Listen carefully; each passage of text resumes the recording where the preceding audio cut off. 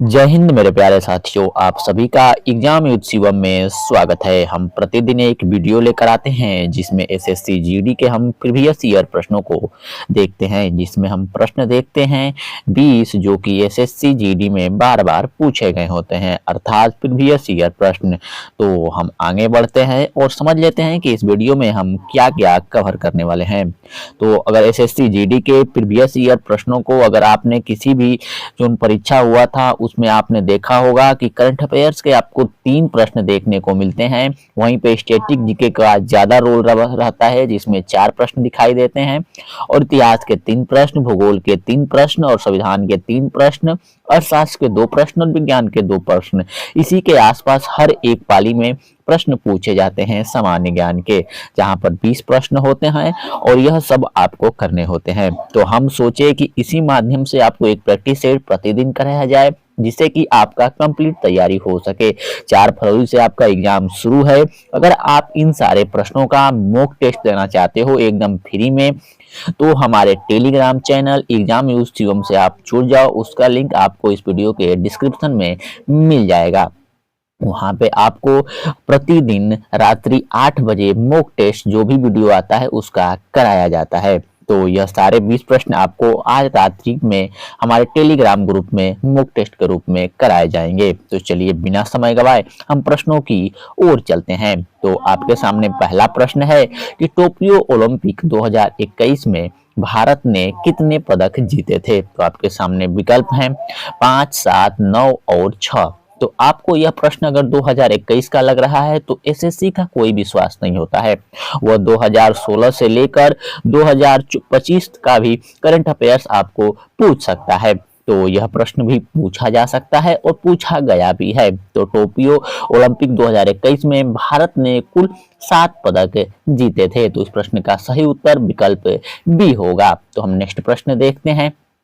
Next प्रश्न है कि नीरज चोपड़ा ने टोक्यो ओलंपिक 2021 में किस खेल में स्वर्ण पदक जीता था। तो आपके सामने विकल्प हैं 60 फुट, भाला फेंक, तीरंदाजी और कुश्ती। तो यह प्रश्न आपको आसान लग रहे होंगे क्योंकि आप सभी लोग नीरज चोपड़ा के बारे में बहुत अच्छी तरीके से जान रहे होंगे। तो इस प्रश्न का सही उत्तर आप सभी को पता होगा, विकल्प बी भाला फेंक। तो हम नेक्स्ट प्रश्न देखते हैं। नेक्स्ट प्रश्न है कि ओलंपिक खेलों की शुरुआत किस वर्ष हुई थी। तो आपके सामने विकल्प हैं 1896 में, 1900 में, 1924 में, 1936 में। तो यह प्रश्न रहा आपके सामने। तो इसका सही उत्तर आप गेस करें तो इसका सही उत्तर होगा 1896। विकल्प ए में ओलंपिक खेलों की शुरुआत 1896 में की गई थी। तो यह रहे 3 करंट अफेयर्स के प्रश्न जो कि एसएससी जीडी में पूछे गए थे। तो हम नेक्स्ट प्रश्न देखते हैं। नेक्स्ट प्रश्न है कि भारत का कौन सा त्योहार फसल की कटाई के बाद मनाया जाता है। तो आपके सामने विकल्प हैं होली, लोहड़ी, दिवाली और रक्षाबंधन। तो इस प्रश्न का सही उत्तर होगा विकल्प बी लोहड़ी। लोहड़ी फसल कटाई के बाद मनाई जाती है। तो यह पंजाब का भी एक त्योहार मान सकते हो जहां पे लोहड़ी मनाई जाती है। तो हम नेक्स्ट प्रश्न देखते हैं। नेक्स्ट प्रश्न आपके सामने है कि पोंगल त्योहार मुख्यतः किस राज्य में मनाया जाता है। तो आपके सामने विकल्प हैं केरल में, तमिलनाडु में, कर्नाटक में या आंध्र प्रदेश में। तो जो पोंगल त्योहार है वह विकल्प बी तमिलनाडु राज्य में मनाया जाता है। तो नेक्स्ट प्रश्न है पुष्कर मेला किस राज्य में आयोजित होता है। तो आपके सामने विकल्प हैं गुजरात में, राजस्थान में, उत्तर प्रदेश में या मध्य प्रदेश में।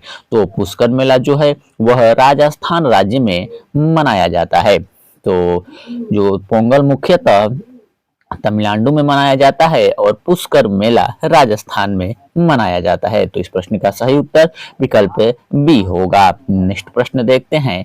गौतम बुद्ध ने अपना पहला उपदेश कहाँ दिया था। तो आपके सामने विकल्प हैं सारनाथ में, लुम्बिनी में, बोध गया में या कुशीनगर में। तो इस प्रश्न का सही उत्तर होगा विकल्प ए सारनाथ में। यह सारे प्रश्न एसएससी जीडी अपनी परीक्षाओं में पूछा है, इसीलिए हम प्रीवियस ईयर प्रश्नों को लेकर आ रहे हैं, आपको करा रहे हैं।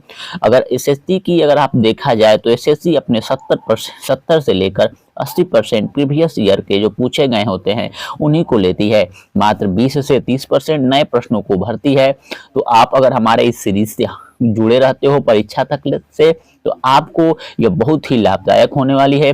आपके 20 प्रश्नों में से 15 से 18 प्रश्न हमारी इस सीरीज से ही देखने को मिलेगी। अभी आपको विश्वास नहीं हो रहा है तो एग्जाम देने के बाद आपको पता चल जाएगा कि हमारी सीरीज कितनी महत्वपूर्ण थी। आपको हम ज़्यादा समय नहीं लेंगे, यह वीडियो 10 से 12 मिनट की होने वाली है और मात्र 10 मिनट लगेगा। रात्रि 8 बजे आपको मॉक टेस्ट देने के लिए, तो 24 घंटे में से आप बस अगर हमारे के लिए 30 मिनट निकालते हो तो आपको मैं गारंटी के साथ दावे के साथ कह सकता हूं कि 15 से 18 प्रश्न आपके सही हो जाएंगे। तो हम नेक्स्ट प्रश्न देखते हैं। मौर्य साम्राज्य के किस शासक ने कलिंग युद्ध लड़ा था? तो आपके सामने विकल्प हैं चंद्रगुप्त मौर्य, बिंदुसार, अशोक या दशरथ। तो इस प्रश्न का सही उत्तर होगा विकल्प सी, अशोक ने कलिंग युद्ध लड़ा था। तो हम नेक्स्ट प्रश्न देखते हैं कि जैन धर्म के 24वें तीर्थंकर कौन थे? तो आपके सामने विकल्प हैं ऋषभदेव, पार्श्वनाथ, महावीर, अरिष्टनेमी। तो इस प्रश्न का सही उत्तर होगा महावीर जैन धर्म के 24वें तीर्थंकर थे। ऋषभदेव पहले तीर्थंकर थे और पार्श्वनाथ 23वें तीर्थंकर थे और महावीर स्वामी 24वें तीर्थंकर थे। तो हम नेक्स्ट प्रश्न देखते हैं। नेक्स्ट प्रश्न है कि विश्व का सबसे ऊंचा पर्वत कौन सा है? तो आपके सामने विकल्प है कंचनजंगा, माउंट एवरेस्ट, नंदा देवी, धौलागिरी। तो इस प्रश्न का सही उत्तर होगा विकल्प बी, माउंट एवरेस्ट। विश्व का सबसे ऊंचा पर्वत माउंट एवरेस्ट है। तो हम नेक्स्ट प्रश्न देखते हैं।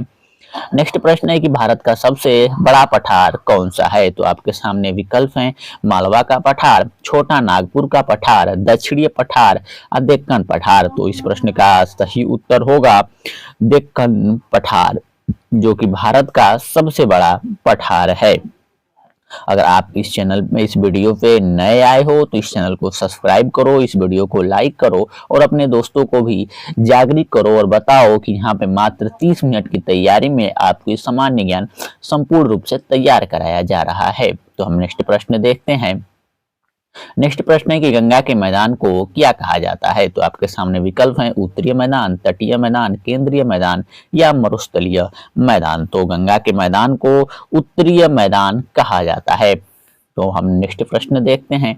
नेक्स्ट प्रश्न है कि संविधान का भाग 4 किससे संबंधित है? तो आपके सामने विकल्प हैं मौलिक अधिकार, नीति निर्देशक तत्व, मूल कर्तव्य, राष्ट्रपति के अधिकार से संबंधित। तो जो भाग 4 है वह विकल्प बी, नीति निर्देशक तत्वों से संबंधित है। तो हम नेक्स्ट प्रश्न देखते हैं।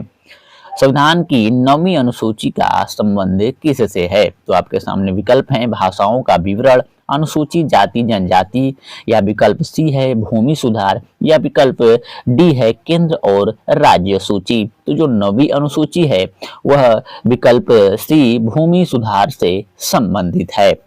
9वीं सूची भूमि सुधार से संबंधित है। किसी दिन हम वीडियो लेकर आएंगे तो सभी अनुसूचियों को उसमें हम आपको बताएंगे, लेकिन यह प्रश्न हम देख रहे हैं प्रीवियस ईयर का, तो इसमें भूमि सुधार से संबंधित है 9वीं अनुसूची। तो नेक्स्ट प्रश्न है संविधान में कितने मौलिक अधिकार शामिल हैं? तो आपके सामने विकल्प हैं 6, 7, 8 या 10। तो इस प्रश्न का उत्तर आपको नहीं पता है तो इसका सही उत्तर होगा विकल्प सी, 6 मौलिक अधिकार हैं। लेकिन जब संविधान लागू किया गया था उस समय 7 मौलिक अधिकार दिए गए थे, लेकिन संपत्ति का अधिकार को हटा दिया गया था। तो फिलहाल अब 6 मौलिक अधिकार रह चुके हैं। तो अगर आपसे पूछता है कि मौलिक अधिकार कितने हैं तो आपको बताना होगा 6 मौलिक अधिकार हैं। तो इस प्रश्न का सही उत्तर विकल्प ए होगा। तो नेक्स्ट प्रश्न देखते हैं कि भारत की पहली पंचवर्षीय योजना किस वर्ष शुरू की गई थी? तो आपके सामने विकल्प ए है कि 1948 में, विकल्प बी है 1951 में, विकल्प सी है 1956 में, विकल्प डी है 1961 में। तो इस प्रश्न का सही उत्तर होगा विकल्प बी 1951 में। तो अगर आपको याद करने में दिक्कत है तो इतना तो आप जानते होंगे कि पंचवर्षीय योजना काफी दिनों से चल रही है, तो 1900 में लगभग चल रही होगी और पहली पंचवर्षीय योजना है तो 1 लिखा, पीछे 1 आप देख लेना और यहाँ पे 5 देख लेना और आज से याद कर लो कि पहली पंचवर्षीय योजना 1951 में प्रारंभ की गई थी। तो हम नेक्स्ट प्रश्न देखते हैं।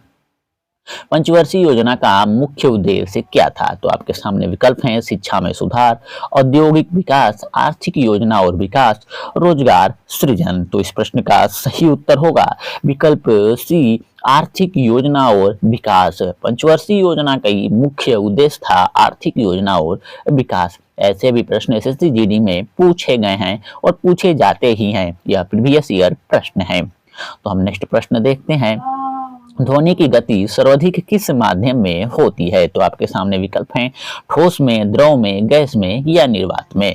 तो जो ध्वनि की गति है वह सबसे ज्यादा या सर्वाधिक ठोस माध्यम में पाई जाती है, जो कि ठोस माध्यम में वह तेजी से चलती है। तो इस प्रश्न का सही उत्तर विकल्प ए होगा, ठोस। तो हम नेक्स्ट प्रश्न देखते हैं कि विद्युत धारा को मापने के लिए किस उपकरण का उपयोग किया जाता है? तो आपके सामने विकल्प ए है कि वोल्ट मीटर का, अमीटर का, विकल्प सी है गैलोनोमीटर का, विकल्प डी है ओमी मीटर का। तो इस प्रश्न का सही उत्तर होगा विकल्प बी, अमीटर का। विद्युत धारा को नापने के लिए हम अमीटर का उपयोग करते हैं। तो नेक्स्ट प्रश्न देखते हैं और इस वीडियो का यह अंतिम प्रश्न रहने वाला है। तो आपके सामने प्रश्न है कि ध्वनि तरंगे किस प्रकार की तरंगे होती हैं? तो आपके सामने विकल्प हैं, ए है कि अनुदैर्ध्य तरंगे, विकल्प बी है अनुप्रस्थ तरंगे, विकल्प सी है स्थिर तरंगे, विकल्प डी है वृत्ताकार तरंगे। तो इस प्रश्न का सही उत्तर होगा विकल्प ए, अनुदैर्ध्य तरंगे। तो यह रहे आपके 20 प्रीवियस ईयर प्रश्न जो कि एसएससी जीडी में पूछे गए थे। आपको 10 से 12 मिनट लगा है इस वीडियो को देखने में, और थोड़ा सा भी आप मेहनत करते हो और हमारे टेलीग्राम चैनल से जुड़ जाते हो, वहां पर आपको 10 मिनट लगेंगे इन 20 प्रश्नों का मॉक टेस्ट देने में। तो आपका यह 20 प्रश्न कुछ दिनों तक आपके माइंड में याद रहेगा और फिर आप कभी इन्हें भूलेंगे नहीं। तो 30 मिनट तक अगर आप हमारे साथ देते हो तो आपको प्रतिदिन 20 प्रश्न हम याद करा देंगे।